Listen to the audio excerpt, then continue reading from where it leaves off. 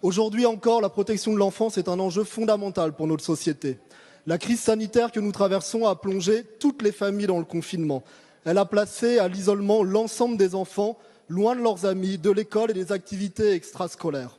Pour certains de ces enfants, cela fut synonyme d'épanouissement, d'amour et de protection. Mais pour les autres, ce fut le théâtre de souffrances psychologiques, de coups, de viols. Les appels au 119 ont fortement augmenté durant cette période, témoignant d'adolescents et d'enfants en grand danger. Les travailleurs sociaux de la protection de l'enfance n'ont pas eu la possibilité d'intervenir au sein des familles ou d'accompagner correctement les enfants, et je tiens d'ailleurs à saluer leur détermination, singulièrement dans le territoire que je connais le mieux, celui des Deux-Sèvres, pour leur action quotidienne et exemplaire auprès d'enfants meurtris par les violences psychiques et psychologiques. Le confinement que nous avons subi a mis en lumière les difficultés d'un système à bout de souffle.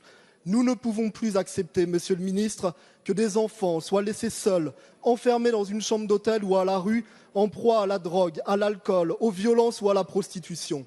En temps normal, ce sont 75% des appels passés au 119 qui ne sont pas traités du fait de leur trop grand nombre. Qu'en a-t-il été durant le confinement? Comment ont été détectées et traitées les informations préoccupantes alors que les écoles, les services sociaux, que constituent un acteur clé au sein des procédures de signalement, ne pouvaient assurer leur mission?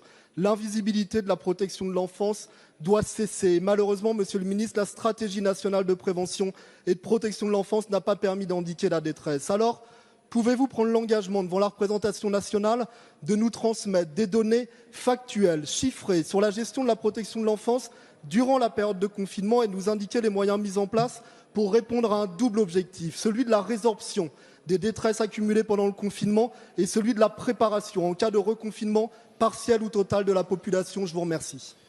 Merci, cher collègue.